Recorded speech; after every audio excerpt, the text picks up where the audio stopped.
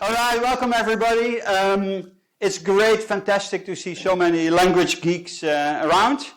And it's great to have a couple of language developers and designers here to grill.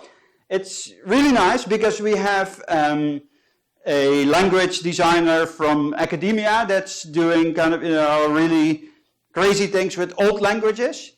Then we have a practical language designer here that's kind of moved between types and dynamically typed, now doing JavaScript stuff. Then we have Mr. Supertype.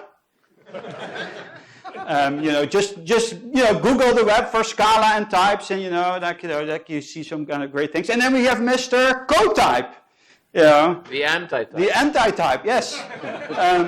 So I think we have the right ingredients for a nice debate here. So let's start with Peter, because I think Peter is probably the least known of our panelists.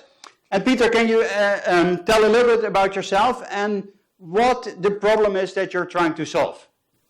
So my name is Peter Alvaro. I'm a PhD student at UC Berkeley in the database group. By the way, UC Berkeley, best place for programming languages. That's correct. I'm advised by Joe Hellerstein, so I'm not from a languages group, but our group has been playing around. Well, I think you're doing languages, yeah. Yeah, sure, why not? And I think the hard problem that we're facing now is the same hard problem that we've been facing for as long as there has been distribution, which is physical distribution. Not being able to globally see all of our state in one place and not being able to reason soundly about time when we're communicating with other agents. So that problem has always been there, and we actually understand what's hard about it pretty well. The problem has become much more urgent in recent times because of the advent of things like cloud computing, where the power of controlling a cluster and trying to orchestrate communication and computation across physically distributed machines has sort of fallen into the hands of Joe programmers like all of us. So it's the same hard problem that we're trying to solve, and we're trying to solve it with some of the same tools that have already existed. We're sort of looking at applying query languages like what you've seen in databases and logic programming languages to the problem of coordination in distributed systems.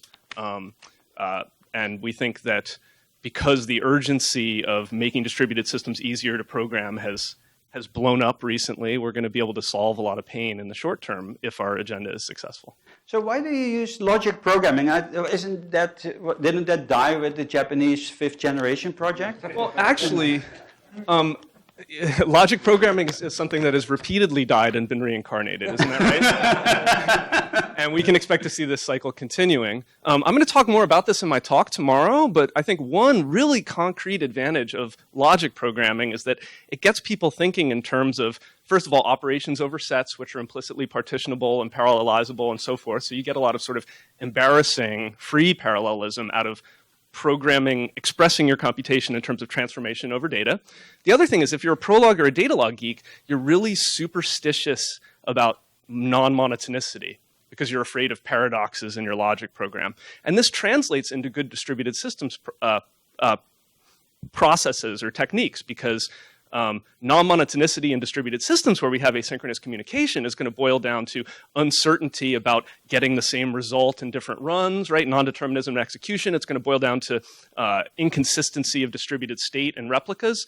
And if you're interested in why, I can get into that now, or I can talk about it in more detail tomorrow. Well, maybe you can explain to us what this non-monotonicity is. Is that something like, birds can fly, but now I have a penguin and it cannot fly, and now I'm confused? Or what is this? How many people are database people in the audience? Not so many people. So, if you write programs in SQL, there's 3 operators that you use to do most of your heavy lifting. They're select, project, and join, right? Selection filters elements from a set. Projection selects some of the attributes of a tuple.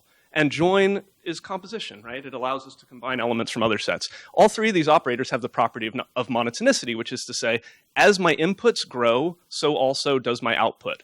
Another way of saying that is that if I make conclusions from these operators, those conclusions can be shipped off across failure boundaries to places where I can't retract them. They can be sent out in the form of missiles to other countries, and I don't have to worry about calling the missiles back home.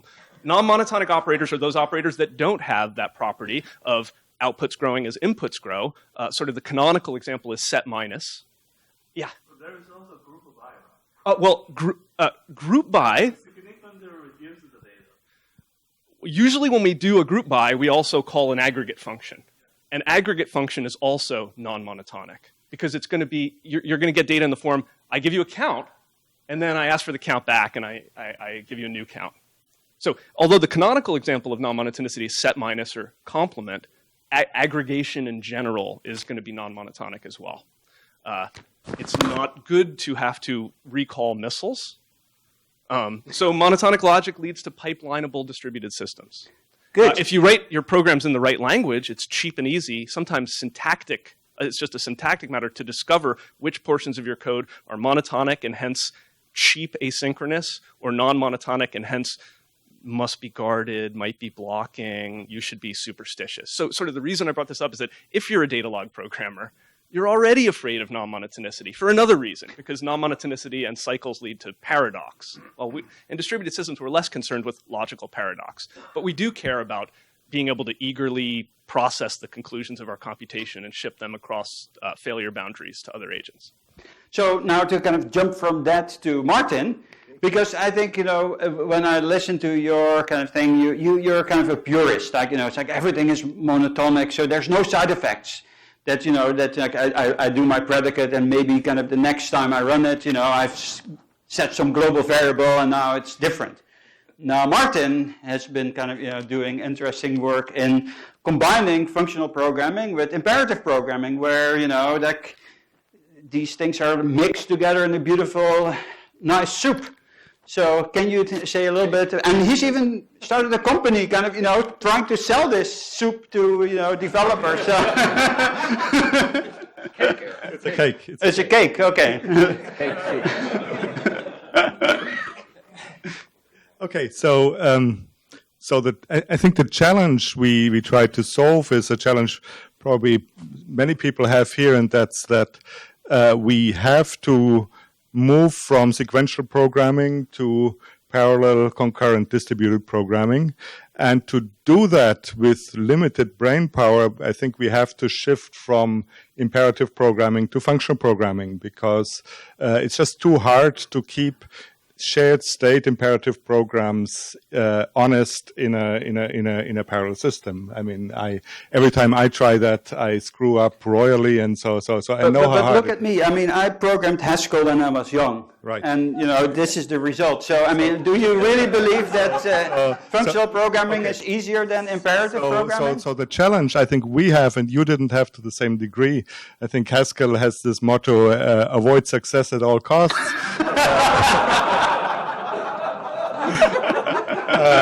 In Scala, we have a much harder problem, and that's actually getting hundreds of thousands of programmers that have been brought up with normal languages across the chasm. But you agree that functional programming is abnormal programming, because you said imperative programming is normal, or?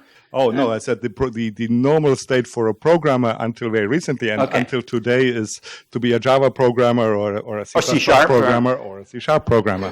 That's the standard thing. And actually C# also has already gone a fair bit towards this functional world, and I think Scala is just more radical in a sense in that to say to be really functional, I think you have to polish a lot of small parts of the language. So essentially the challenge is you should be able to write your program without a single var.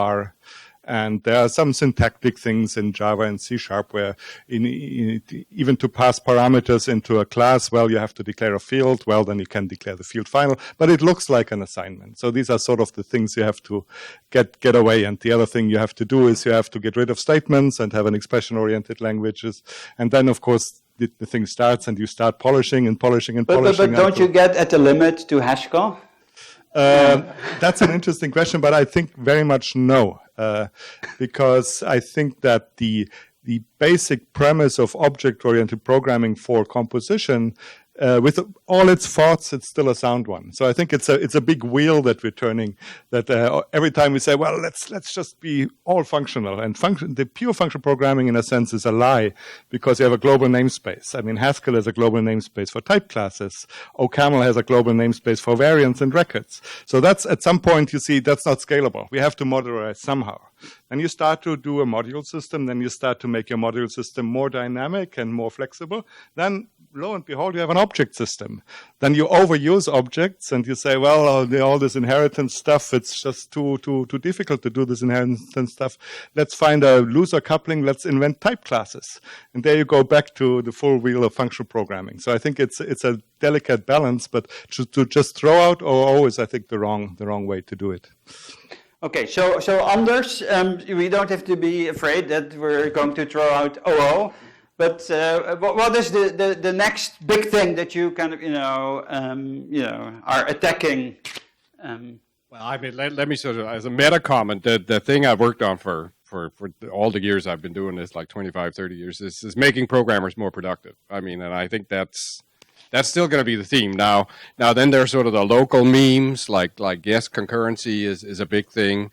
It looks like a next big thing might be machine learning, which we don't, as programming language designers, do much for at all. In fact, I still struggle to understand sometimes what it is, and what underlies it. Oh, you just give a few examples and you hit the button and your program is written for you. There you go. Yeah. I think it's fascinating, too, to see how much the programming language landscape has changed over the last few years, and how much it continues to change, and the language that was devised to be cross-platform, Java, is really no longer cross-platform, and there's a new cross-platform player in town called JavaScript, and the type system went out with the bathwater, and now we we can all wonder about how we do medium to large-scale efficient development, and so there's lots of new work invented there, that we can all start to ponder. So. But are you implying that you cannot write big programs in JavaScript, or? No, I think you can, but I don't think you can maintain them.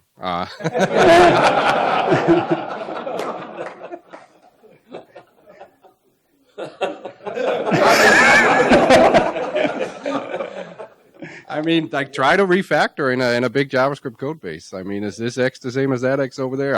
I'm afraid I couldn't tell you. So you can either change all of them or none of them.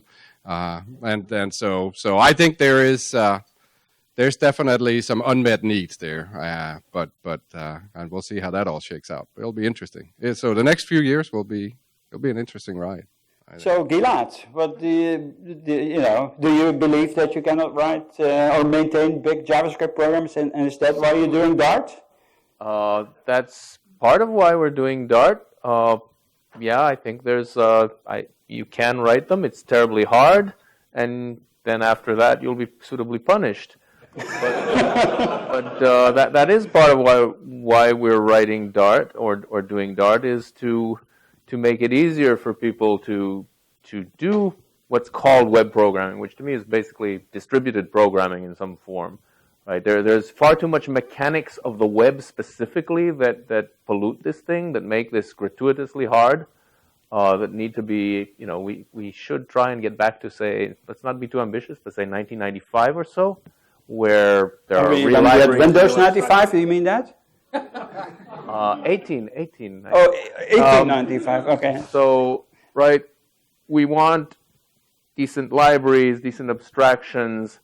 We don't want to worry about the quirks of this document format that has sort of, accidentally taken over the world. It's there, there's enormous value in it, but it needs to be utilized more intelligently, I think. But if you look at JavaScript per se, right, that is kind of defined completely independently of HTML. If that was the document format that you mentioned, or maybe you that's true. So combining two bad things usually does not make them better. So they don't cancel. Unfortunately. But then let me ask you the other question is, like, how much of, like, because if I look at Dart and then it has beautiful libraries, but are they kind of really targeted towards cloud programming or distributed programming, or what is in Dart specifically for this? Beautiful libraries, truth in advertising. It will, we promise, and you have to trust us. You will trust us. You will trust me. But I think they're targeted at the tasks that people do today and that we expect them to do in the future, more substantial tasks than they do today, that involve web programming, which means distributed programming. Typically, there is something out there on the server, something you need to do. There's a lot of stuff you can do on the client, probably a lot more than you usually do today, and you have to be cognizant of things like offline use and things like that, which the platform can make a lot easier. All of that has to happen, and no, it isn't there yet by any means, but we want, and as I said, the first step is to get back to 18 or 1995 or something, collections libraries, model view controller, just basic abstractions that are tolerable for programming these kind of client applications. That, we're not very ambitious. We just want to slightly civilize things.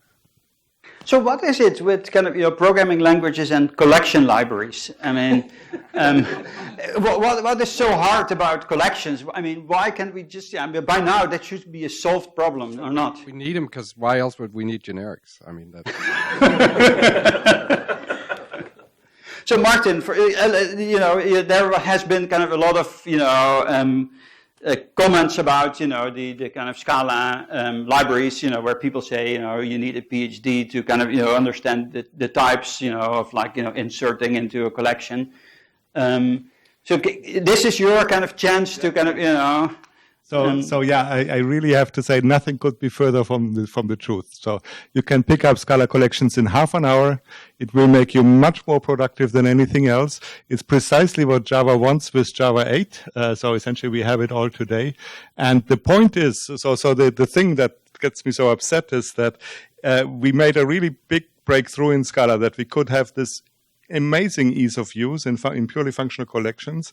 And we did it with some pretty clever types, but the users never see the types. So the types are essentially hidden. In other languages, you would have primitive collections in the language. It would all be compiler stuff. So you don't complain that language X has super complicated collections because you looked at the compiler and oh my God, how hard was it to implement that?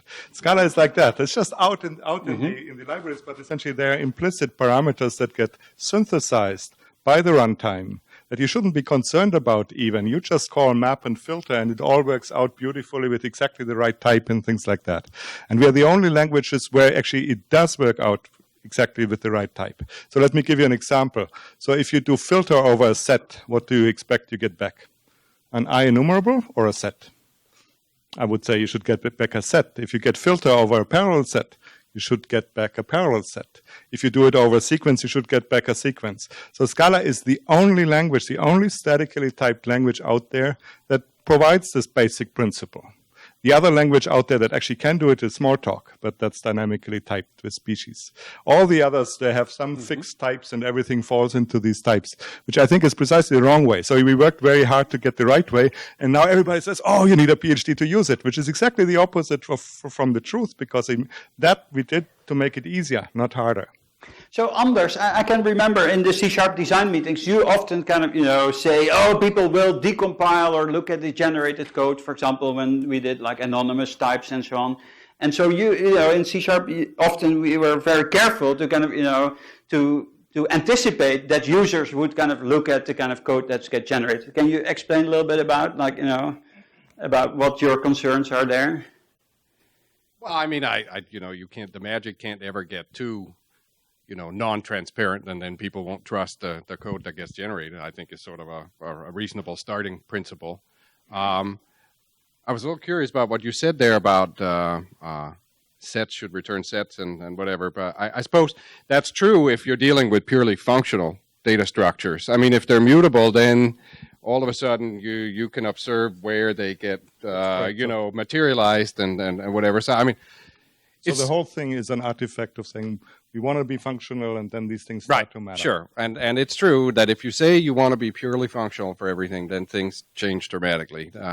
I think the trick is getting there, you know, and having any semblance of performance left, you know, at the destination. I mean, that really does still seem to be a challenge.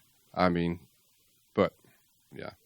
But what is it with us developers that sometimes sometimes we are happy that, the hood stays closed and we don't have to look at the engine, but sometimes we look at it and we get really upset.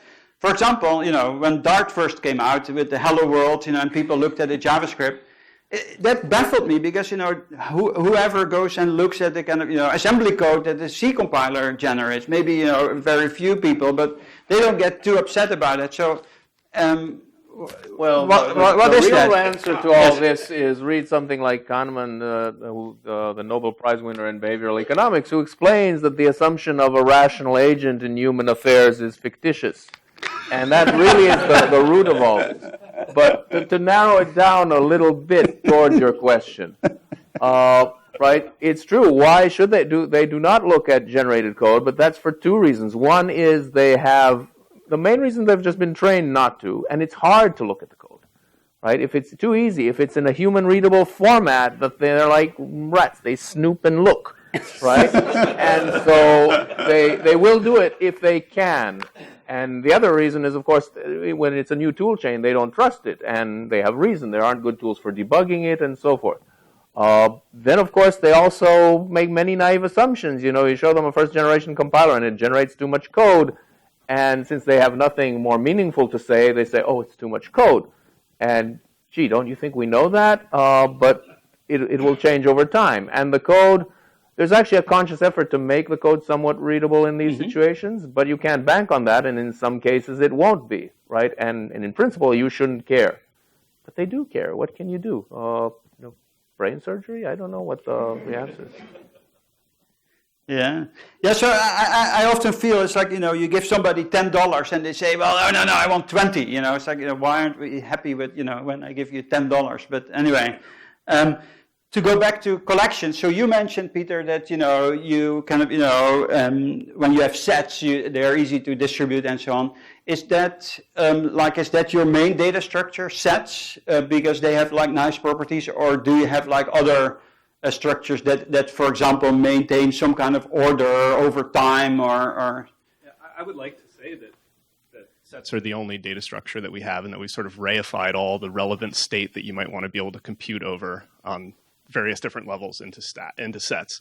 Because of this monotonicity, non-monotonicity issue that I mentioned earlier, we have abstracted a little bit from sets and allow programmers to basically express their computation, their collections as elements of certain lattices that have nice monotonicity properties, right? So the sort of driving example was actually a lattice is not something that's in my shoes, right? No, a lattice or that I eat with with dressing. It's an algebraic data structure, okay. Particularly the kind of lattice that we're interested in is joined semi-lattices. We care about any two elements having a least upper bound because intuitively, imagine I have a distributed system and I have conflicting updates on different nodes, and I want to be able to know if I can always merge those updates. If all the possible collections that could exist at the different nodes are elements of a joined semi-lattice, then I know that there is always a least upper bound that I can find. The driving example was exactly aggregates, where you give a sort of a program that computes a count, or let's say a maximum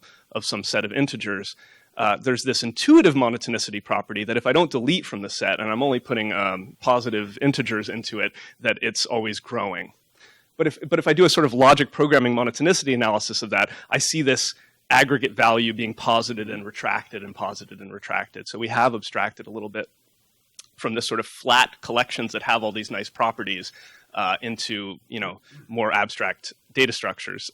At some level, I would like to be able to argue that they too are just collections, and collections is the right way to think about a uniform representation of state, because as you say, we can do nice things like just think about a partitioning and a replication of those collections being the topology of our distributed system, which is a nice abstraction. So one thing that always makes me nervous about sets is that it assumes that you can compare, or that you can test two elements for equality.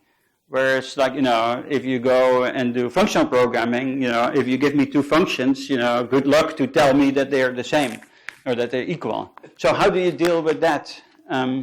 I'm afraid, Eric, I don't have a good answer for that at this time. We haven't had the need to pack functions into the fields of the tuples that we've shipped around in our system yet. Oh, you don't have you don't have actors yet. But you're absolutely right that we have other ways of expressing partial computation and continuation passing that is not exactly higher order functions. And I suspect that as the language gets more mature and more people use it, we're going to have to face this issue. You're absolutely right that we assume that any two atoms in our universe can be compared.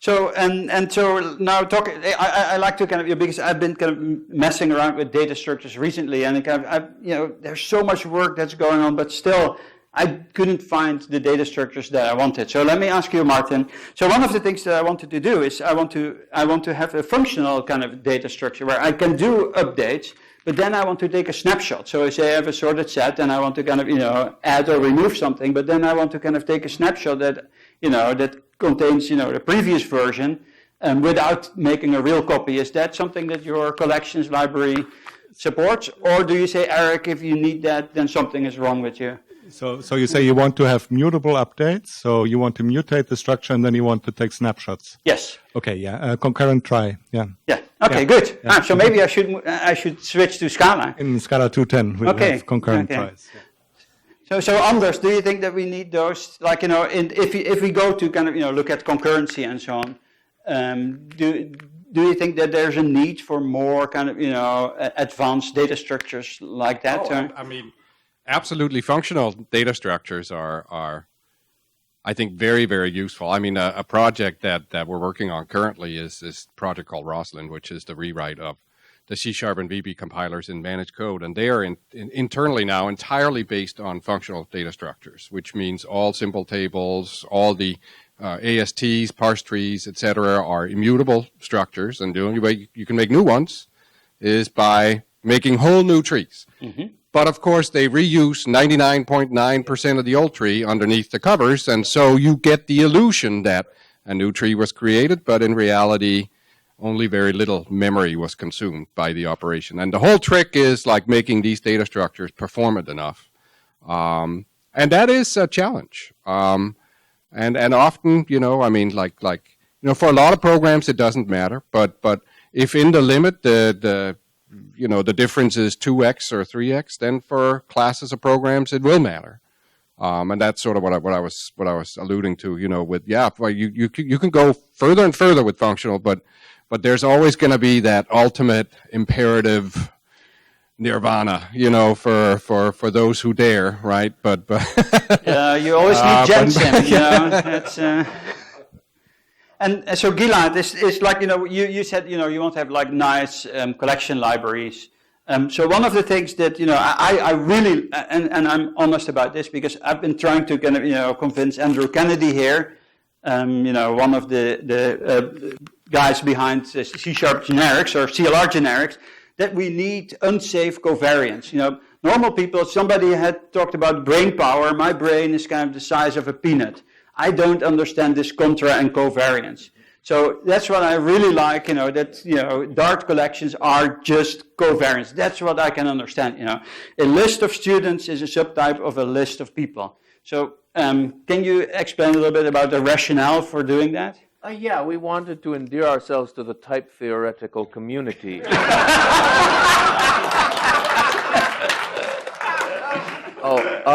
Basically, you pretty much characterized it. I've done generics more times than I care to admit, and we basically, this was a conclusion that was reached on the Dart team before I joined it anyway, but, explaining this stuff to ordinary people doesn't work.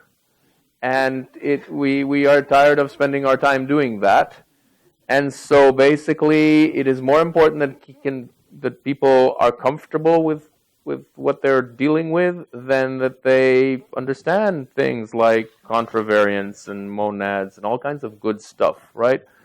We are after a very broad audience, which is not going to come to your terms. And so we basically decided that we're building a dynamic language. We have, for various reasons, there is some utility to types. It's just generally overstated. And so we have this optional type system. And optional type system is actually a thing that, to my surprise, I gave a talk once at Fool where I I foisted this idea on them, and they actually liked it. But and so we went a step further to up the game and made it an unsound optional type system. And that really, that's when we hit pay dirt and we got this rebellion on our but it has the advantage that for every type theorist, there are probably 10,000 web programmers out there that thank us for it. And it's just simpler, and yes, it's not sound. We have mechanism for checking things dynamically with assertions, whatever. We have various tools. The point is, people are not there to serve the type system. The type system, or quote system in quotes, because it isn't a real type system, but the mechanism, it's a tool there that serves the people. And if it's unsound, that's just fine. I think there's actually, there has been a shift over the last couple of decades of, the purpose of what we most appreciate type systems for. It used to be that type systems were the way that we got performance, and compilers could do smart things because they knew the types of these things. But more and more, if you look at what it is that we derive benefit from on a day-to-day basis, I think it's the tooling that you can build over type systems. When you know types, you can build refactorings that work, find all references, all sorts of pragmatic, intelligent statement completion, things that if you take that away, people are completely lost. Like to the point of like deer in the headlight kind of looks. You mean I press dot and nothing happens? How can I program? And so yes, that's why I pay $25 for LinkPad to get that dot to work. Yes, but it's really interesting because people will probably actually live with type systems that don't provide the absolute guarantees, because that's not really where the bang for the buck is at. The bang for the buck is more likely in give me tools that allow me to be productive. Do you know what I mean?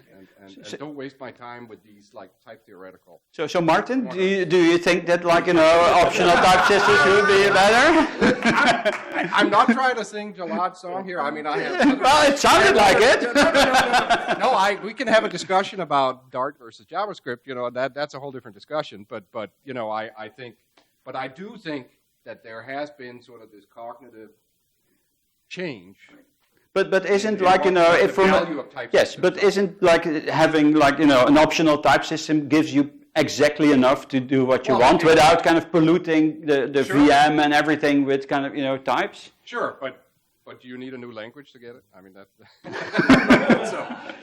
So that's the question, right? Anyway, yeah. So obviously I have to contradict now. So I think the importance is that you have the types work smoothly, and in particular work smoothly for the user. And so in my experience, there are many, many tens of thousands Scala programmers, and they do not have a problem with variance as consumers of libraries. It just doesn't exist. And why is that the case?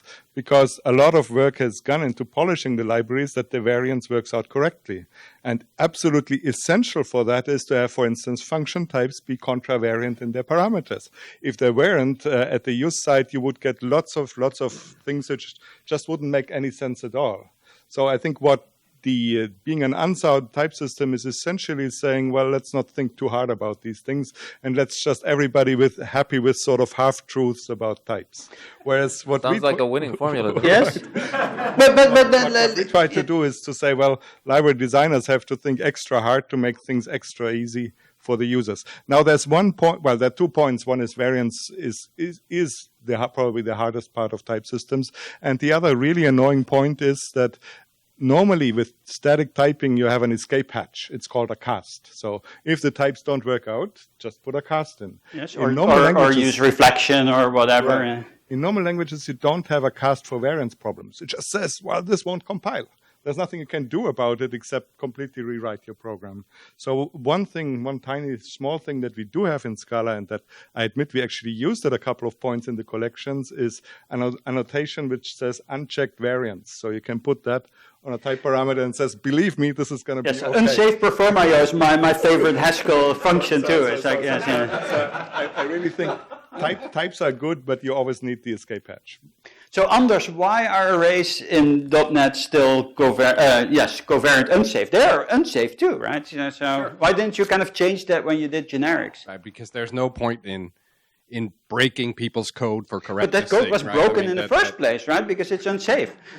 No, I mean, well, so the I mean, yeah, okay, but how often do people actually run into it? I do agree that it is a bit of an invented problem, but it's true that people do tend to think about things in covariant terms, especially when it comes to collections, and I suppose that's because they mostly think of reading things from collections where covariance is indeed true, and they forget about putting stuff into collections, and so in a functional world, you actually can have a covariant view of your collections because you're creating new collections every time. But the minute you're imperative, you again get punished. And now you can either choose to have compile time invariance, or you can choose to have runtime dynamic type checks, and you go pick your poison. I mean, I don't know that either is I mean, for historical reasons, we have dynamic runtime checks on arrays.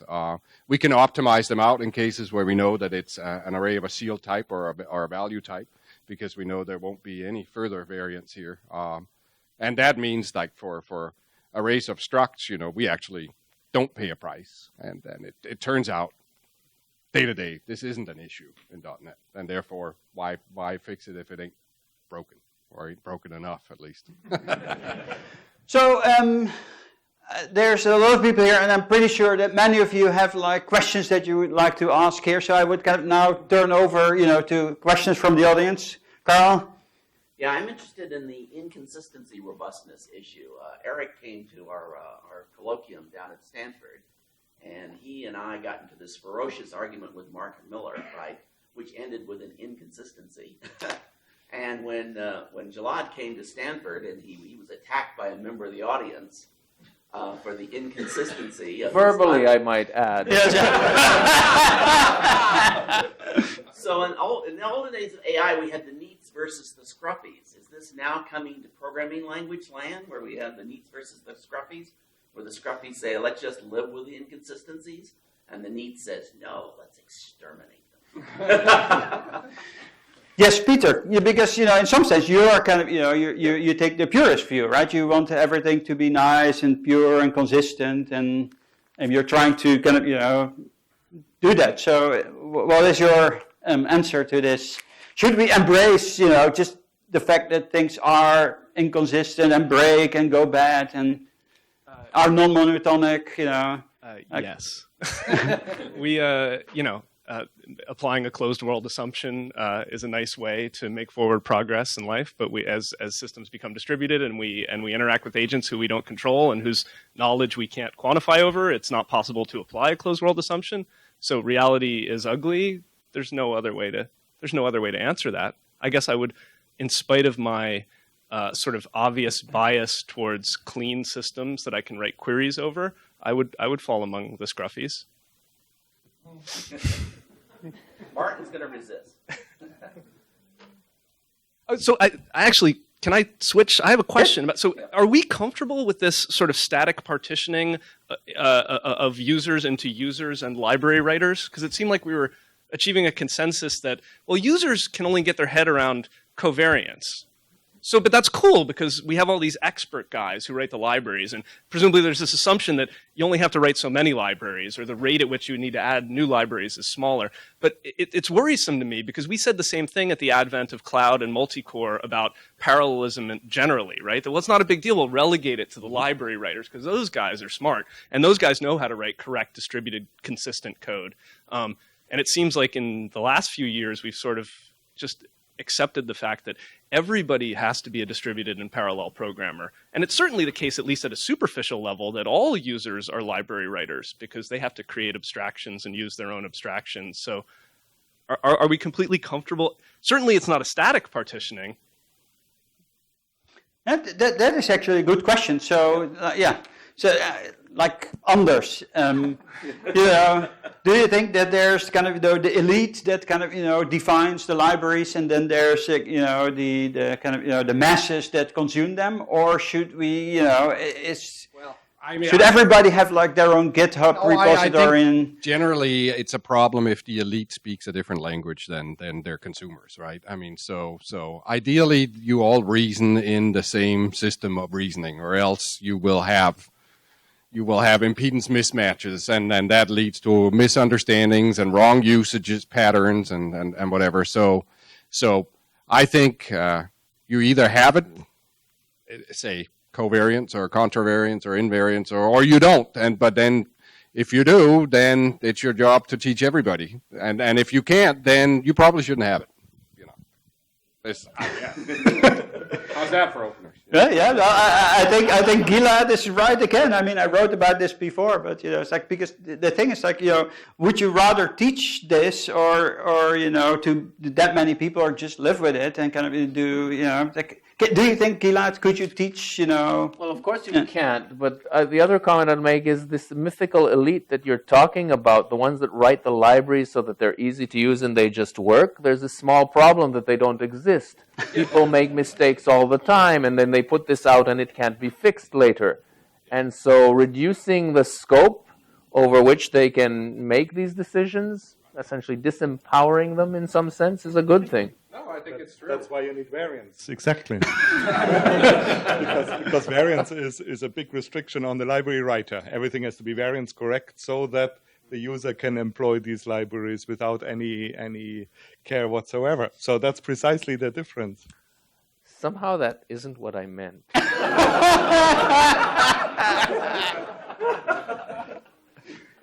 Let me say, like, from my perspective, I'm lazy, so I'm happy if there's like library writers that kind of are smarter than me, that kind of come up with all the kind of complicated data structures, and I'm happy to kind of just click and kind of glue stuff together such that I can get my job done.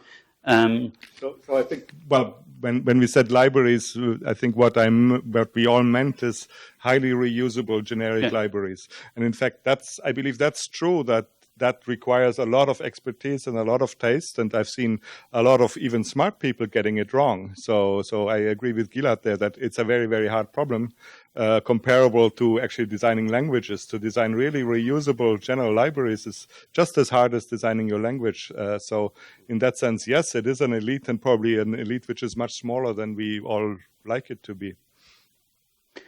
So, hello, long time no see.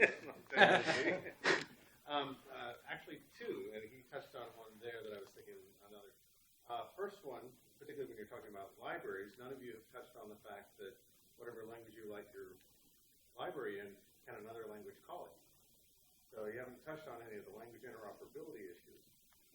The other is distributed computing, or as that concurrency moving to languages, seems to me, I guess I still have most of my hair.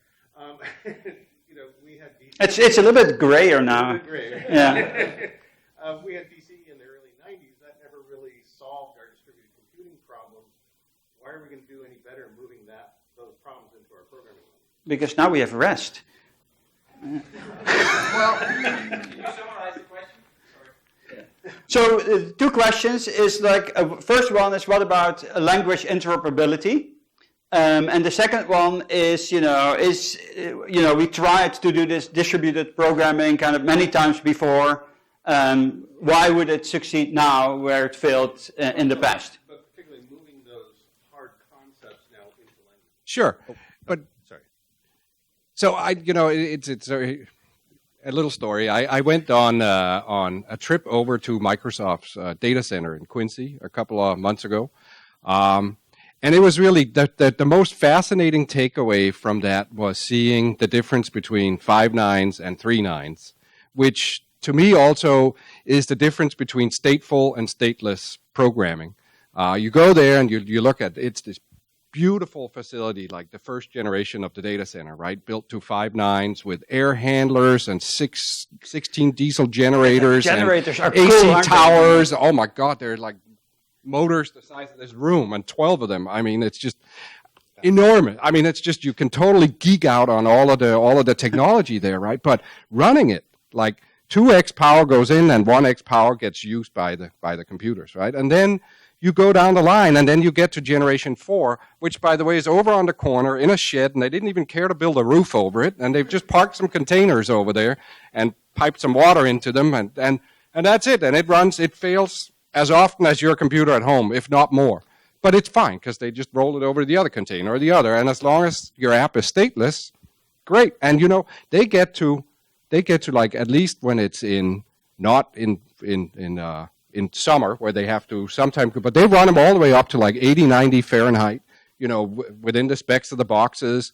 And then, so in fall and spring and whatever, they don't even have to run AC on any of this stuff. But and right now, all you're talking about is fault tolerance. That has nothing to do with distributed no. computing But what I'm saying is just that one big learning here has been the switch from stateful to stateless, which again, gets us down to functional programming and like these programming paradigms that things have changed for distributed computing, and I think we have changed the way that we write these apps over the last 20 years dramatically. Or maybe I misunderstood where you were going with it, but maybe I can quick. So in fact, at least for Scala, it's not true that there are any distributed computing primitives in the language. It's all in the libraries, and I think that's the right way to do it. What you need in the language is the ability to essentially reduce state, and potentially what Scala doesn't do, but for instance Haskell does, is to control state and purity. And I think that might be the next frontier, that we are actually able to express that. But I think that's what we need to concentrate on, and not on getting some distribution primitives in there. The libraries do a perfectly good job. Actually, I agree with that concept. Basically, good libraries for managing that complexity, but don't try to hide it. It will bite you. So can I kind of, object?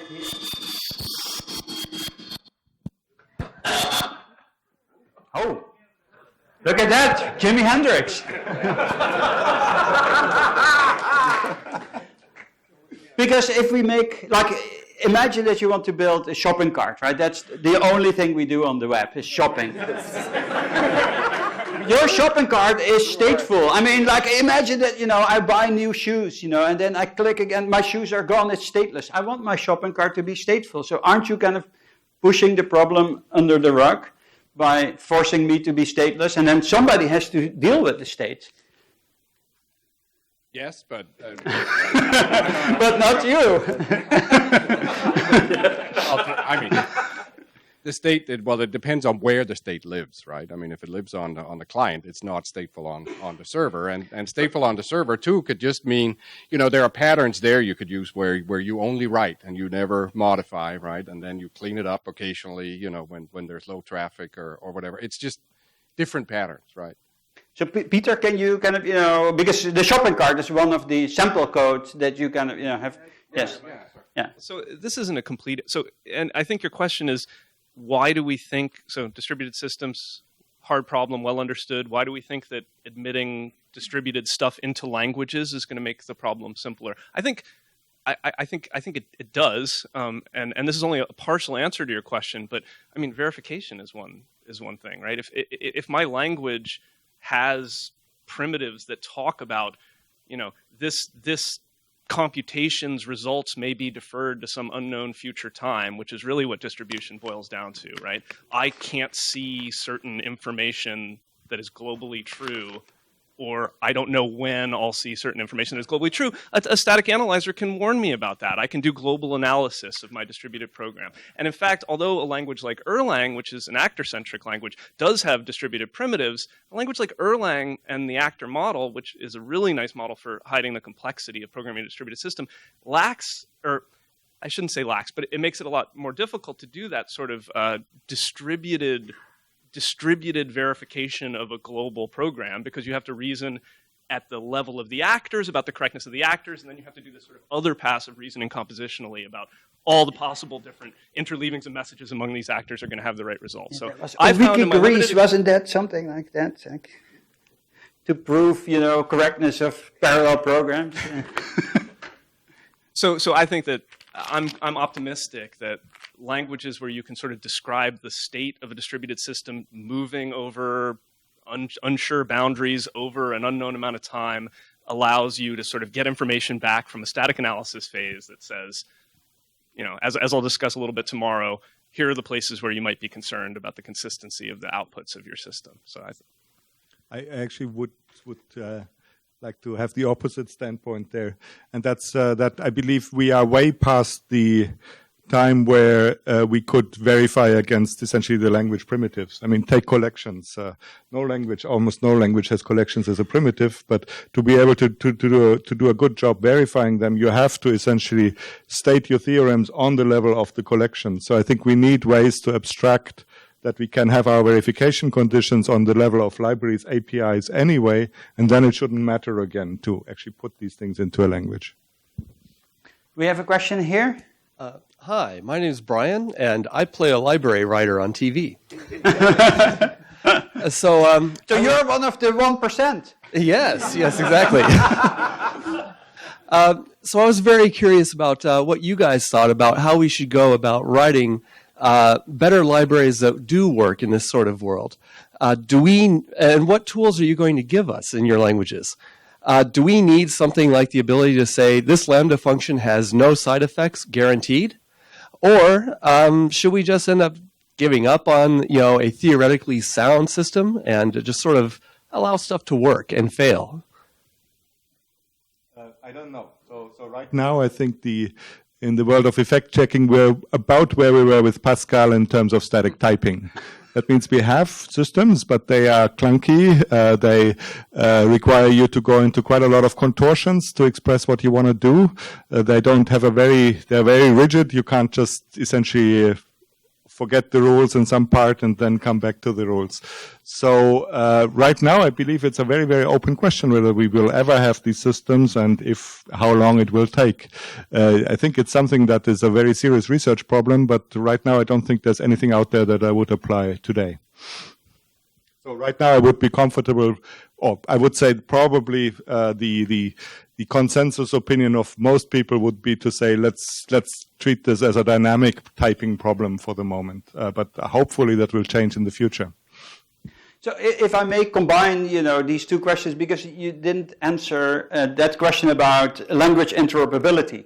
And if we combine this with distributed things, it's like when you're in a distributed world, you have to assume it's an open world. So you don't know, even if your program is typed, you're making a call to some other program. How do you know that program behaves, according to its types? So aren't all types vacuous in this distributed world? And have we assumed the worst, that, the other side can do whatever it wants and we cannot trust? Hello? Well, I think interoperability between or different languages, I think it actually these days is probably more a question of interoperability between platforms. I thought it was interesting to see the IKVM presentation. I found that fascinating. And now there's this other big player in town called JavaScript, which has a completely different object system, and then even trying to think about cheap ways of marshalling data between different GC environments and whatever. Well, no, but that's the expensive way of marshalling between them, right? Ideally, I would just hand the string pointer to the other guy over there, right? And I wouldn't have to, but which string is it? Yeah. And which object is it? And by the way, JavaScript's view of what objects are is very different and incompatible with how Java and C# use them. So there's some very interesting challenges there, I think. All right, so one more question, I think. Andrew. I also like to ask Martin what's so hard about effects. What's so hard about type systems for effects? It seems that effects are the real problem for concurrency, and we've spent 30 years doing these type systems for values, which we can perfectly well manage without, but they give us some benefits. But then the real problem is effects, and we're saying, oh, that's too hard. I mean, didn't we this, what's so hard about it, and why are we giving up on the problem that matters and spending all this effort on the problem that doesn't?